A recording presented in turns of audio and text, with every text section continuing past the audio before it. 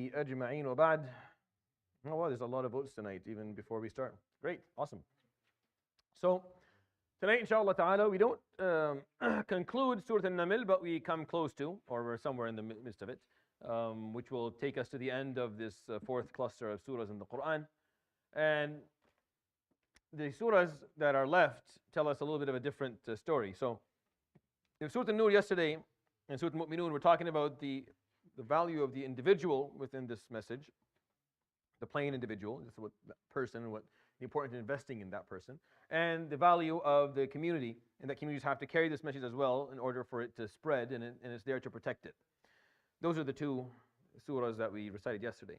Surah Al-Furqan, it gives us warnings on the way. Like as you're carrying the message, what is it that you are going to face in terms of obstacles, and how you're going to, what ethics or principles you're going to need to overcome them. It's very simple. Surah Al-Furqan goes through a lot of those obstacles at the beginning. At the end, وَعِبَادُ الرَّحْمَنِ tells you the ethics or the principles that are required for you to, inshallah, overcome these obstacles.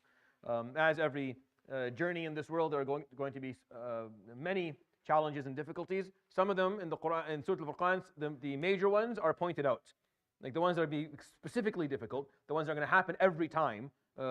Maybe in your context you'll have a few that are different, but for sure the ones that will happen every single time are talked about in Surah Al-Furqan, and we're given the way around them, or the way to deal with them at the end, with the ethics and the values and the principles that the believers carry, or the servants of Ar-Rahman, as he puts it, subhanahu wa ta'ala. And that's why Surah Al-Furqan is such a beautiful surah, and people enjoy reading it. And the last piece is one of those famous ayat that people choose for prayers when they're invited to go pray somewhere in a new masjid and people don't know them. So the Ibadur Rahman, it's easy. It's you can never go wrong with them. So if someone asks you to do tafsir of something, just go Ibadur Rahman. It's easy, and they're simple, and they're clear, and they're extremely beautiful, very profound. Like the meanings are actually very are worthy of contemplation. So that's Surah Al-Furqan. Surah Al-Shu'ara, it talks about the effect that public narratives have on this message.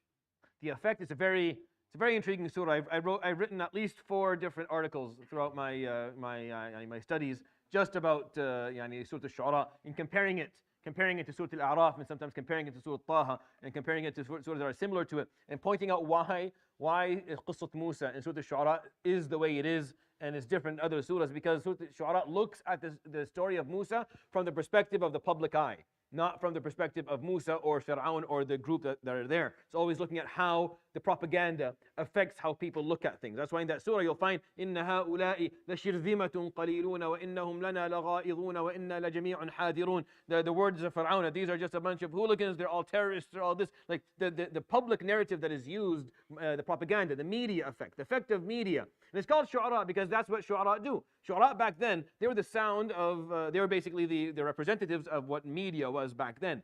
Shu'ara, their narrative was the public narrative. Whatever they said traveled and became the news. And the qasida, the poem, had within itself pieces of information. Those pieces of information are what people believed or people accepted as facts or factual, regardless of whether it actually happened that way or not. So Quraysh had the people whom they paid. They paid people money to say poems that would disrespect hijab of the Prophet ﷺ and the Muslims, and that would tell the stories of what occurred differently. Like they had, you would only learn this if you study seerah on an academic level, a very deep academic level, where you go back to the original books. Like you take out, you pull out Sirat al-Waqidi and blow all the dust off it and read that up, or Sirat ibn Ishaq or Sirat ibn Hisham, and you read, because these books are very difficult to read. If I give them to you and you're like, I want to read the Sirah of the Prophet, and I give it to you, you'll look at it, you're like, what is this? What is this? It's all 80% of these books are just poetry, just the poetry that was said regarding every incident, and people don't find value in that because, like, I just want to know what happened.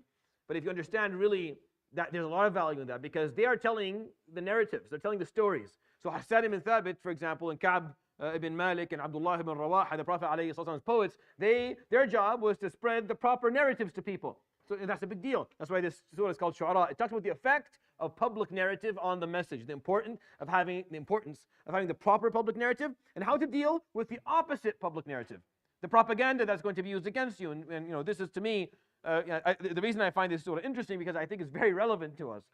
I think our biggest problem as Muslims in the world today is the propaganda that is used against us, is the false information that continues to be spread.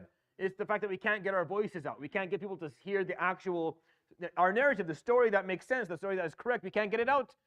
Even if you have people who are good speakers, we have great people who articulate things amazingly, extremely, extremely intelligent. They do public speaking like perfectly. Like I listen to them like, wow, you're just hitting every note like flawlessly the whole time. But what they say has maybe 50,000 views. And then some other garbage can, it says something that makes no sense at all, that is not completely incoherent, that is false in every way, that is non-factual historically and philosophically, and you find people with the millions and billions. We lack the ability to put out the proper public narrative. Wallahi, the buffoons that speak, the amount of just pure stupidity that is sent out into the world from the opposite narrative is just mind blowing. Like I watch it sometimes like, how are people who have any degree of intellect listening to this and accepting it? How does it make sense to any of them? But then we lack that ability to affect the public narrative. That's what Surat Al-Shu'ara talks about. All the stories have an element of that. I can't break it down for you in this session quickly, but that's really what it's doing. Surat Al-Naml talks about the impact of power. The impact of power on this message. It's very unlikely for someone who is strong to follow someone who is weak. Very rarely. Like, almost impossible. The strong does not follow the weak. The weak follows the strong. Ibn Khaldun talks about this in Muqaddimah. He points out that people who are weak, they emulate the strong in the way that they dress, in the way that they speak, in the way that they walk, in the way... This is talked about like 1,000 years ago. He pointed out that this is what they do. And if you want your message to get out, then you need to have that power. Not as just an individual, but as a collective ummah. We need to have strength. We have to have that stability and that unity in order for our message to be protected, in order for us to open the doors for people to listen to it. That's why the story of Sulaiman is there as one example, and the story of Salih as another example, and Lut. But they didn't have that. They both were isolated, so people didn't listen to them. And Sulaiman alayhi salam was able to get a full kingdom to accept the deen because of that strength. So Surat Al-Naml talks about the impact of power on the message and the impact of message on power. It looks at it kind of both ways. It's very interesting. So that's the fourth cluster of surahs, all right? So let's kind of walk through it from Isra to An-Naml. Isra, here you are now the caretakers of this message. You are responsible. You will carry the baton and spread it through the Quran. You will require 4 things, 4 elements in order for you to have a stable nation and for you to protect yourself from fitna. You need a proper idea, the proper message, the proper understanding of it and the commitment to it. You need wealth. You need implementable knowledge, and you need censored power. And if you're missing any of these 4, then you're not going to be able to establish your civilization and protect yourself from fitna. Maryam, the ongoing basic unit of this message will continue to be the family, and the passing down of this message in the family, regardless of what the family looks like. Even if it's not a perfect family, it's still going to happen through the family unit. And this message was not designed to make you miserable. It was designed to grant you fulfillment, to grant you satisfaction. Even at times of persecution, it will grant you the strength to stand up and to find fulfillment as you do so, even though times may be dark. Al-Anbiya. The people who you're going to emulate as you carry this message are Al-Anbiya. You're going to learn from them. You learn how it's done within your context. You're going to take from the lessons of their lives. You're going to practice within yours because they are the role models when it comes to carrying this message. Al-Hajj. Carrying this message is a journey. It's not an achievement. It's not a milestone. There's no end to it. It's a path that you walk on. This path is going to require, as you learn from the Anbiya, it's going to require flexibility, grit, perseverance, striving, commitment. And without these elements, you're not going to be able to continue to carry this message and walk this path. It's a pilgrimage as Hajj is. Al-Mu'minun. The true value in carrying this message is going to be investing in the individual, investing in people. This message only works if you invest in people and take time to empower them and educate them and make sure they have the correct attributes and the correct traits. Surat An-Nur. And then you must invest after the individual in the community, because this message is only going to be carried through the collective community. And if society or the collective group adopts this message, then it will grant them light. And this message will only be spread if a community is enlightened by it to actually carry it. Because if they don't practice it, they can't carry it. Al-Furqan. And here's what to watch out for as you carry this message. Here are the main challenges, and here are the traits that you need to make sure that you avoid them. Shu'ara. The effect of propaganda and public narrative on this message. The good and the bad. How to produce one that makes sense for you, and how to make sure that you protect yourself from the one that doesn't. Al-Naml. Without strength and without unity, it's very unlikely that the people you carry this message to will listen to you, because the strong never follows the weak. You have to have strength. And that strength has to come from within. And that's the cluster from Surat to Al-Naml. It talks about carrying this message, and it looks at all of these different angles.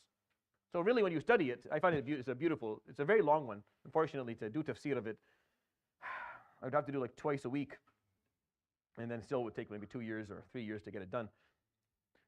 But for sure, it's extremely important for us, because that is our main function as Muslims in the West, is carrying this message for ourselves and carrying this message to the people who don't have it. And if we're going to do it right, we have to study these verses, study these surahs, and see what is it that we have to have in order for us to do it. And that's basically what this cluster teaches. I hope, inshallah, that you find that beneficial to you. Let's go through some of the verses, inshallah ta'ala. Oh, look at this. So let's do Furqan 30. Yeah, Furqan 30.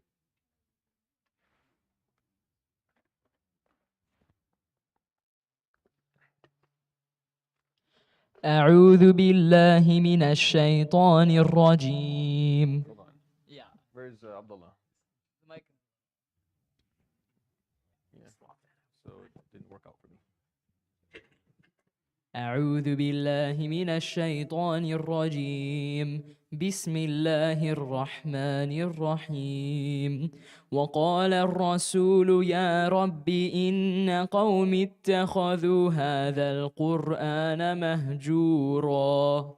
This verse is for all of us. This verse is directed to each and every one of us, especially during the month of the Quran, the month of Ramadan. It's just a reminder of one of the challenges the Prophet that this surah teaches. Surah Al-Furqan talks about challenges and obstacles and difficulties and then how to overcome them. One of the challenges that is pointed out in Surah Al-Furqan is the one that we have in this verse, where he says, subhanahu wa ta'ala, وَقَالَ الرَّسُولُ. And the Prophet will say, whether is Prophet sallallahu alayhi wa sallam Muhammad, or is a phrase that is used to describe generic prophets, meaning all prophets throughout time have had the same problem. I don't know. I think it's the latter, but it doesn't make a difference how you want to understand it.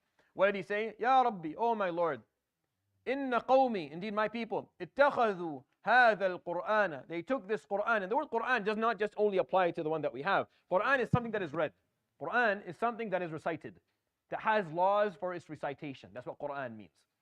From qara'a, from reading. So Qur'an is something that you recite. It has a law for its recitation, and is there for contemplation.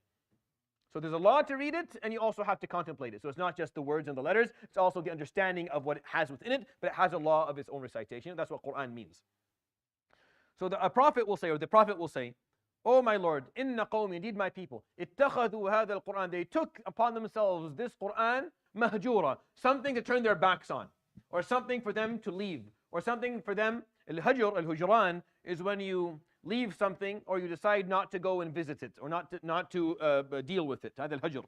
And in the Sunnah, as the Prophet ﷺ explains to us, لا يهجر المسلم أخاه فوق ثلاث. And a Muslim does not turn his back on his brother, for more than 3. It takes 3 days, you cool down, you go back and you establish your relationship with that person again.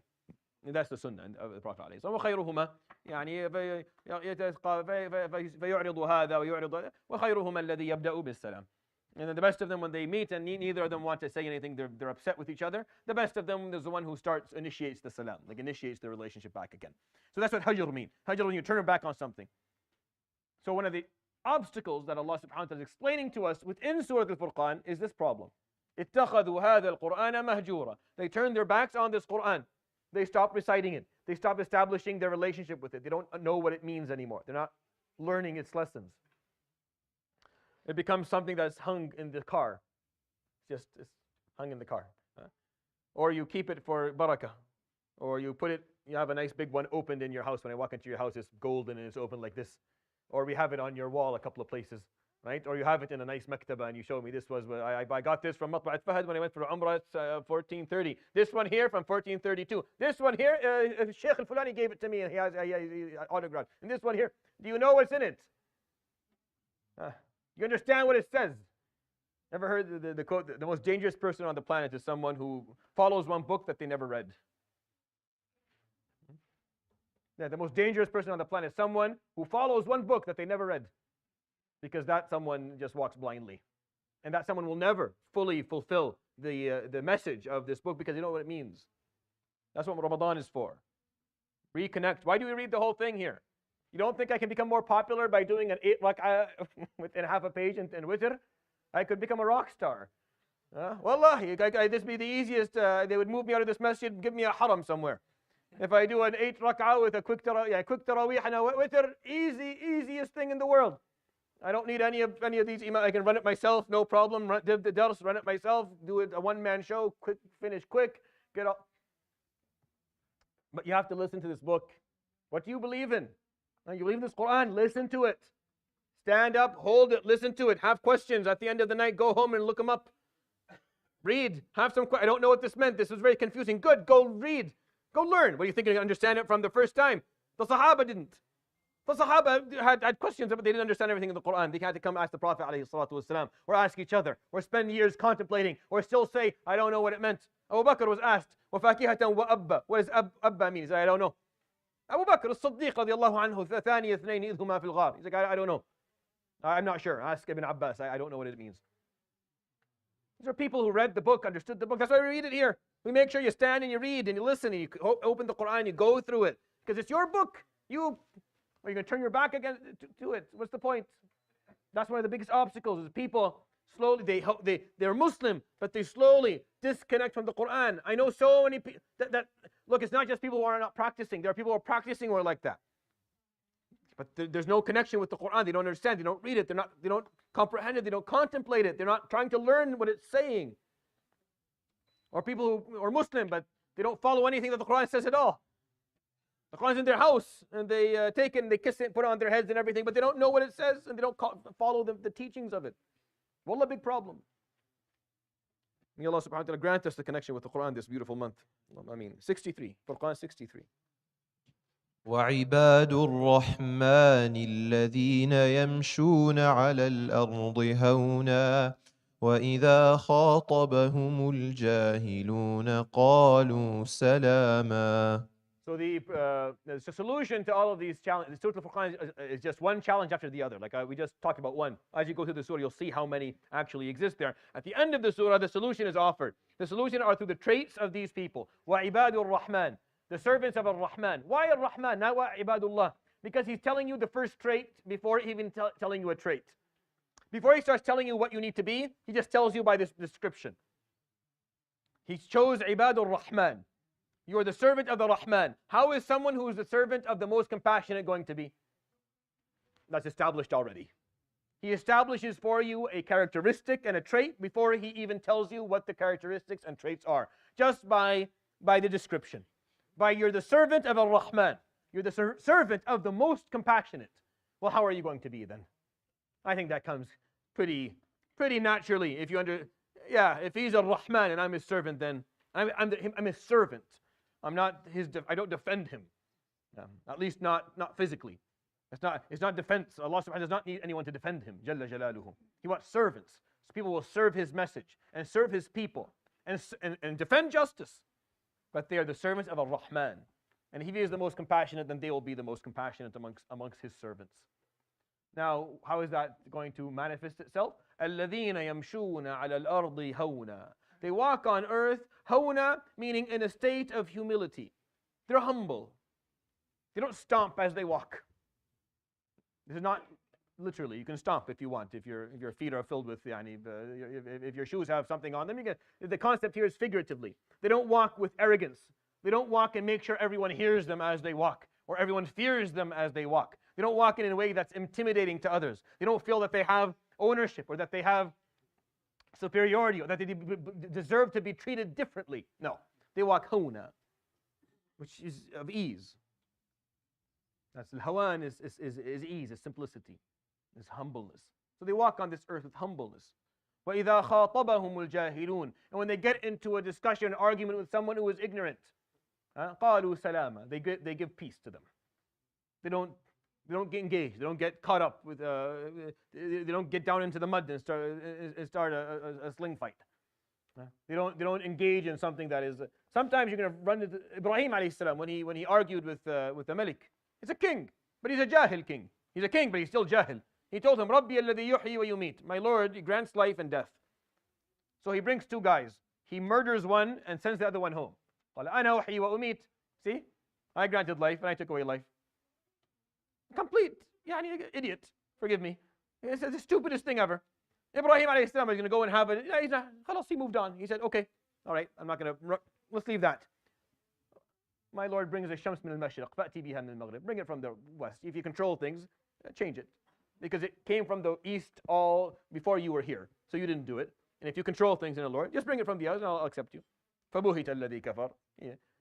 So you have to do salama. Don't engage.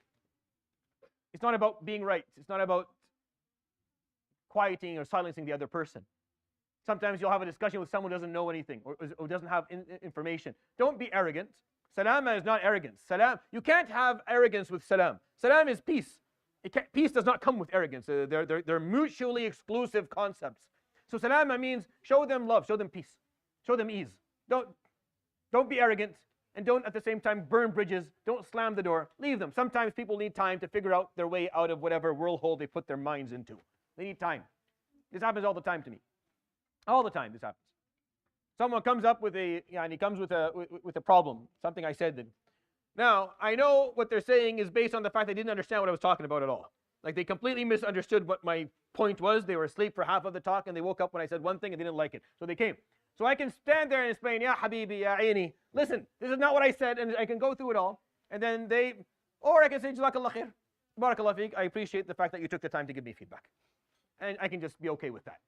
That takes a while. It took me years. I'm not acting like it took me years before I was able to do it because it's hard. It's hard when someone comes and said, that was wrong. You're like, no, you're okay. Jazakallah khair, Barakallah feek. It's not worth it. They're not in the position to have this discussion yet. They're not in that place. So out of respect and mercy, you just allow it to go. This is the first trait that they're given. الَّذِينَ يَمْشُونَ عَلَى الْأَرْضِ هَوْنًا وَإِذَا خَاطَبَهُمُ الْجَاهِلُونَ قَالُوا سَلَامًا. It's okay. Inshallah, you learn and then you understand why it is we're saying what we're saying, and it'll be better. I don't think we have time to do. Okay, all right, that's fine. Let's do 74 Al-Furqan. That's the vote. So let's do 74. I'm gonna be fair today.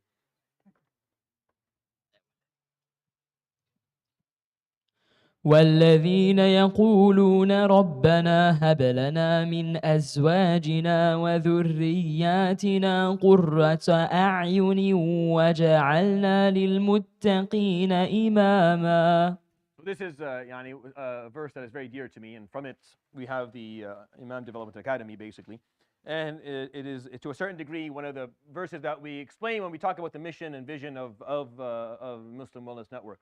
وَالَّذِينَ يَقُولُونَ, the mu'mins who say, the people who say, رَبَّنَا, O our Lord, هَبْ لَنَا مِنْ أَزْوَاجِنَا, grant us, bestow upon us your blessing, that from our spouses and from our offspring, our children, هَبْ لَنَا مِنْ أَزْوَاجِنَا وَذُرِّيَّاتِنَا قُرَّةَ أَعْيُنٍ, قُرَّةَ أَعْيُنٍ, the apple of our eye, or the cool of our eye. It's a phrase in Arabic that means something that will make you happy internally, something that will give you internal peace. In English, apple of your eye or cool of your eye is similar in terms of the figure of speech, but that's what qurrat a'yun means. Something that just makes you happy. You look at them, you're happy. Because they remind you of something beautiful. They're doing something beautiful, so they make you happy. So your dua is, Ya Rab, grant me from my spouse and my children qurrat a'yun, something that will just make me happy because they're living well. Because they're living the way Allah subhanahu wa ta'ala wants them to live. Because they're close to Allah subhanahu wa ta'ala and they're loving of Allah. And they bring me closer to Allah. That's what you want in your life. It doesn't matter how much money they make really to you, or it shouldn't. What should make you happy is, are they close to Allah or are they not? So let's say that they become extremely successful but they don't know God, or very wealthy but they don't know God. What's the point? Qurrat a'yun is someone who just brings you happiness, eternal, internal and eternal. Hab lana, this is the dua you make. Oh Allah, bestow, my Lord, bestow upon us spouses and children who will bring us happiness, internal happiness. وَجَعَلْنَا لِلْمُتَّقِينَ إِمَامًا. And make us for the pious role models or exemplars. You're not asked to, you don't make dua that Allah subhanahu wa ta'ala grants you an imam. You make dua that Allah subhanahu wa ta'ala makes you one. And this is not about getting on this thing here or standing up front. Imam has nothing to do with that. I know that's how we use it today. That's the istilah. That's the terminology that Muslims have agreed to in this country or in the West, where imam is always referring to someone who stands up front and does the salah or gives the khutbah. Imam, by the way, in the Middle East is a word that is left almost exclusively to the high scholars of Islamic history, like Abu Hanifa and Malik and Shafi'i and Ahmed. The word imam, to use it on someone else is ridiculous. Like the guy has to be dead, or the person has to be so well known that literally there's consensus amongst the ummah that this person is of knowledge, or else using that phrase is almost impossible. But the real meaning in the Quran is an exemplar. See, that's what Allah subhanahu wa ta'ala told Ibrahim, إِنِّي جَاعِلُكَ لِلنَّاسِ إِمَامًا. Make you an imam. Even though he had almost no followers during his life, alayhi salatu wasalam. Ibrahim had very few followers during his life. He had some, but they were very few. It was basically his children. Yeah? He is now the most followed person on the planet. Maybe not properly by everyone, but he is the name that the majority of people on this planet resonate with. Now we can differ on all these other people. We agree on Ibrahim. Yeah? So he's a true imam. But the way he became imam was through living by example. Living by example. That's what imama means. So when we came up with the name Imam Development Academy, yes, I want to develop imams. Not necessarily people who get on the manabir or people who will lead tarawih, but people who will live Islam by example, who understand the fundamentals of our deen, the principles, the values, the core ethics, and understand the practices, and then they will live them. And that's what imama means.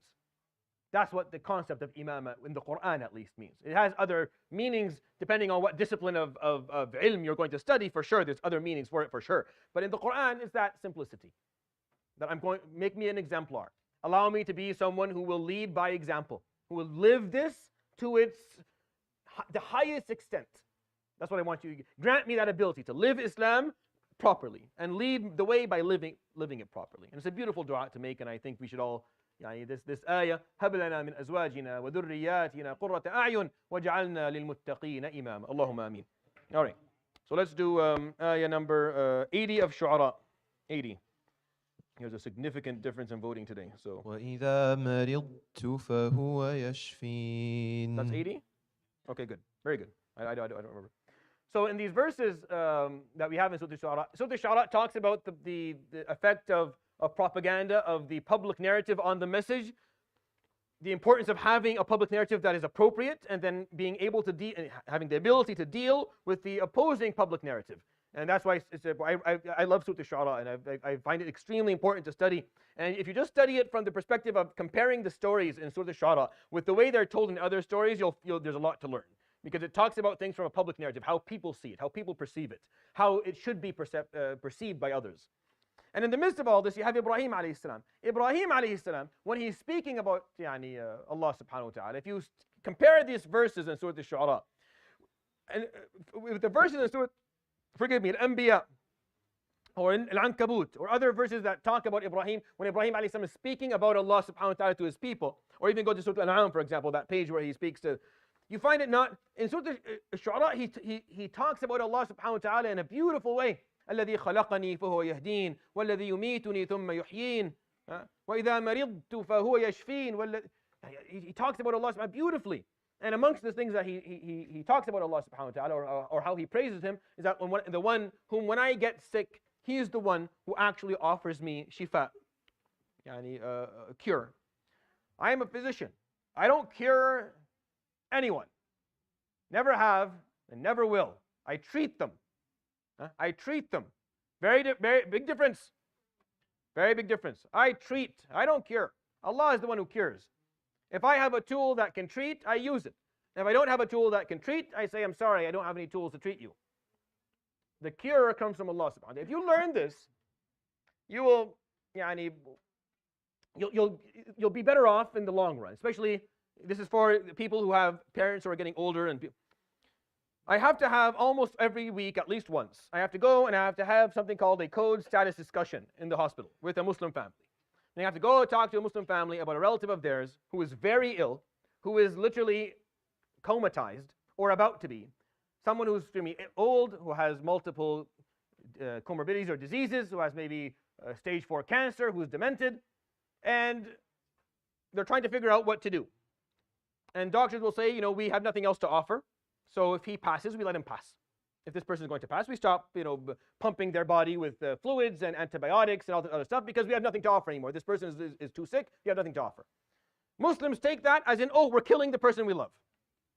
We're not giving him medicine, we're killing them. In Islam, that's not killing someone. Not taking medication is your right as a Muslim. You have the right not to take medication if you don't want it. It's up to you. That's not killing yourself. Killing yourself is taking in something that's harmful. That's what killing yourself is. Refusing to take medication, that's something completely different. Medication is only given, it's not given through religion. Like the Quran does not tell us, here's the dose of Tylenol and here's what you give for this. Quran doesn't do that. Quran just explains to us the philosophical point that I'm trying to make for you today. Medicine is the field that explains what to treat with. So when medicine says, or the doctor who has studied medicine says that I have nothing else to offer, right? I have nothing else. If someone says to you, I have nothing else to offer, like the medications, will you point at the pharmacy? Will you go down to the pharmacy and say, well, what about all these medications? Well, just give me one of these. What do you mean you have nothing to treat me? Just give me some of these. Okay, I need your disease. This is not what it's treated. I know, but you're saying there's nothing to treat me with. I see all of these medications. Well, give me one. That's not how this works. That's not how this works. Should we do it that way? Should we just keep on pumping medications to see if it works? That's not how medicine works. And that's not how the logic of this works. And we will all die eventually. And when the medicine team looks at someone and says, we have nothing left to offer, they are not dooming this person to die. And it doesn't mean that they cannot be cured, because they don't offer cure to begin with. The medical team does not bring cure to people. Allah subhanahu wa ta'ala cures people or doesn't cure people. That's up to him subhanahu wa ta'ala. He makes that choice. We just offer the treatments that have evidence that work. And that is based on the expert opinion of people who've studied that discipline. So make sure that you understand what this means. It's a complicated topic, but it's important, because I have to have this every single week. I have to be called in, patients not mine. I have to go, I have to stand there and explain to them that yes, this person, if their heart stops, we don't have to do CPR on them, because their bones are riddled with cancer. We'll just break all of their ribs. I mean, medicine tells us this is not going to help. That this tool, which is CPR or intubation or any other form of medical procedure, based on our medical expertise, is not helpful in this situation. So what do? Do nothing? Yes, you can do nothing. You can say you have nothing. But how is he going to get better? If Allah subhanahu wa ta'ala wants him to get better, he'll get better. If Allah subhanahu wa ta'ala katab lahu shifa, if Allah subhanahu wa ta'ala grants him a cure, he'll be cured. And if Allah subhanahu wa ta'ala doesn't, then he won't. And nothing I can do about that. This disconnection we have to start understanding a difference between Allah subhanahu wa ta'ala's intervention with people in terms of offering cure, and using medical tools to offer treatments to people as a way to show Allah subhanahu wa ta'ala that we're doing our best, that we're taking all of the measures possible to help someone. And once we come to the end where there are no measures to take that are reasonable, that are beneficial, that have evidence to support them, then we let things be. Everyone is going to die. Medicine was not designed to prevent death from occurring. It's going to occur. This piece I'm finding more and more difficult in terms of having conversations. I'm not sure if our communities are understanding that medicine is not designed to prolong life for eternity. Medicine has tools to help with certain problems, and it will. But then at the end, we all pass away. And there has to be peace in that, and there has to be acceptance of that. And I have to tell you that, with my experience with the Muslim community, we're very poor at this. We are extremely poor at doing this. And they call me in now. This is my job. Now they call me. It's not my become. We need you. Wallahi, on my day off. Wallahi, I was having a haircut. Uqsim billah, I was having a haircut. Ahmed, my son, was with me. They called me. We need you now. I'm off. Today's my day off. We need you now. I told the guy, quickly, finish up. And I left Ahmed on. Then I went for a 2.5 hour discussion for someone who was very ill, that their family members were not letting to move on. Allahu shafi. وَإِذَا مَرِضْتُ فَهُوَ يَشْفِينَ. You want shifa, you turn to Allah subhanahu wa ta'ala. The doctors will offer what they have. And when they don't have anything left to offer, they say, we have nothing else to offer. And you have to accept that. They're not killing your relative. They're just offering as much as they can, and they have to stop. And then you turn to Allah subhanahu wa ta'ala, and Allah subhanahu wa ta'ala is the one. If you didn't believe that the whole time, then you have a problem. If you thought that the medication that this person is giving is what's going to cure them, no, Allah is the one who's going to cure them. We're just doing what we can. We're just going by the science, by the medicine, by the evidence, and we're offering what we can. But at the end, Allah subhanahu wa ta'ala is shafi. That has to be your mentality as a Muslim. Please think about this and make sure it's clear to you. May Allah subhanahu wa ta'ala grant you long lives with afiyah. Allahumma ameen. Let's do Naml 25 and then we'll be done. Inshallah. Well, the voting is very, very particular today. Well, look. ألا يسجدوا لله الذي يخرج الخبأ في السماوات والأرض ويعلم ما تخفون وما تعلنون. This is just an adorable story. Wallahi. Yeah, the story of Al-Hudhud and with Sulaiman, just so heartwarming. I love this story. You see, Sulaiman alayhi salam ran a very strict army that was made not just of human beings, but of creatures of the creatures of God. Amongst them were birds. And every morning he would come out alayhi salam after Salat al-Fajr, and the army would all gather, and there's a certain routine as armies do. And as they are doing the attendance in the morning, Al-Hudhud, what's the Hudhud again in Arabic? English? What is it called? There's a name for it. What? Hoopoe. Jazakallah khair. See, Muhammad Hama always saves me. He's been doing this for years now. It's a hoopoe. So the Hudhud, which is a hoopoe, is a type of bird. He wasn't there. The Hudhud was not there. I'm not going to spend a lot of time talking about it because we don't have time. But I want to take the ibrah of this. There's benefit, by the way, of studying the hoopoe a little bit. If you go home today, Google hoopoe and study what a hudhud is a little bit, understand certain things about him. You'll find it very interesting if you compare it to the surah. But really the point here is not that. The point is that the hudhud was away. وَتَفَقَّدَ الطَّيْرَ فَقَالَ مَا لِيَ لَا أَرَى الْهُدْهُدَ أَمْ كَانَ مِنَ الْغَائِبِينَ. Why don't I see the hoopoe? Is he absent?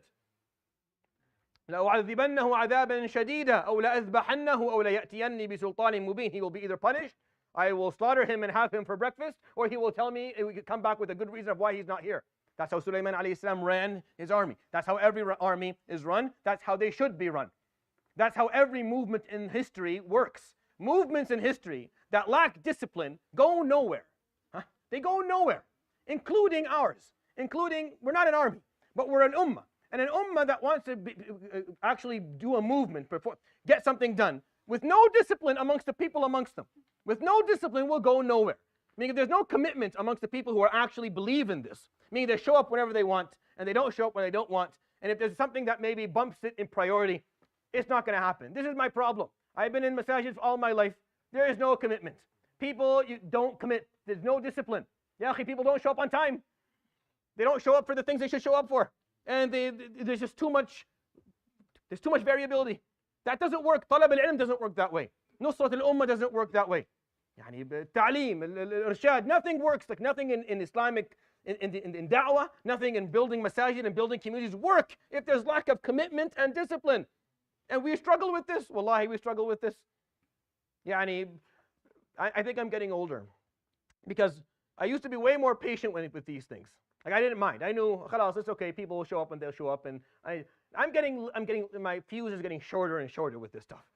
Maybe because I feel like I'm going to die sooner. So we need to get things done. So we need people to show up so that we can actually get things done. Because if you don't educate an ummah, and if you don't organize, if you don't come up with a plan, if people don't show up for stuff, if there's lack of discipline and commitment, then nothing is going to happen. People who only show up for Ramadan.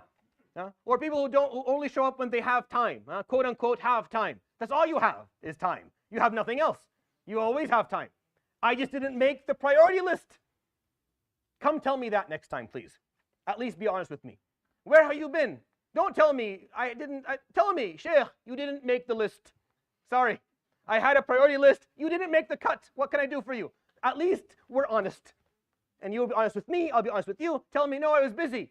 No, I wasn't busy at all. I have nothing to do. I sit all day long, just here all day. You come here, I'm sitting here. You go, I'm always sitting here, I have nothing to do. Just play on my phone. I'm busy. What? Oh, yeah, I don't want to say something that's going to ruin my tarawih tonight. Well, what is this? What is busy? Everyone's busy. Yeah, everyone's busy. He just didn't make the cut. That's all. Sulaiman alayhi salam was very strict with these things. Hudhud didn't show up. He said, in front of everyone, punishment, I slaughter him, or he's going to give me a very good reason. His reason is that and he was sent to do something, and he ran by a group of people, and he found them that they were not worshiping Allah, and it bothered him. It bothered him. Why weren't they worshiping Allah? Why were they worshiping the sun?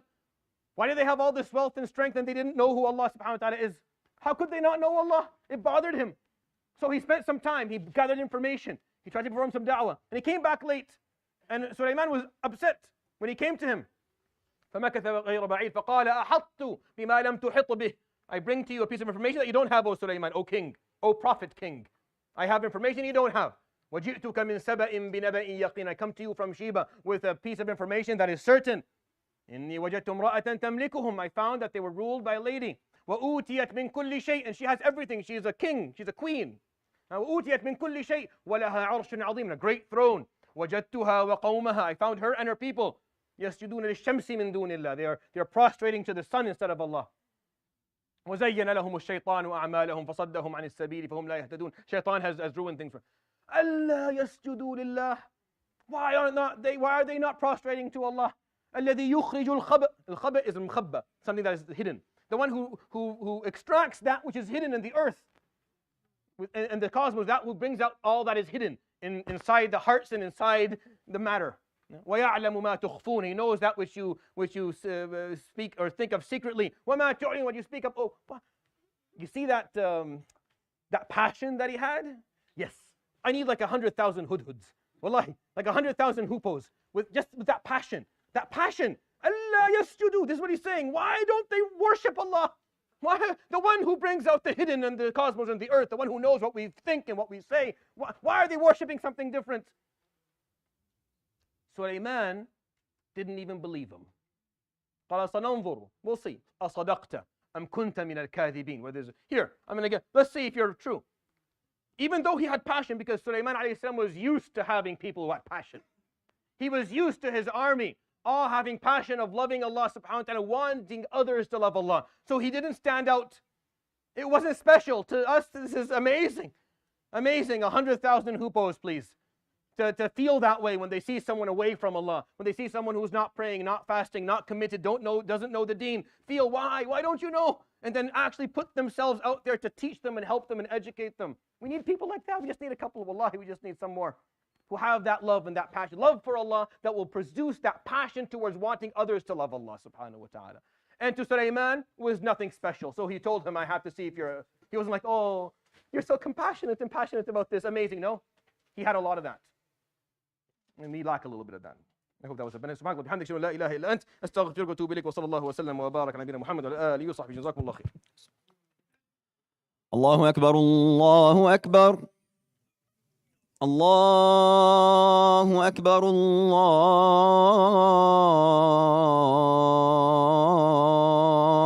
الله أكبر أشهد أن لا إله إلا الله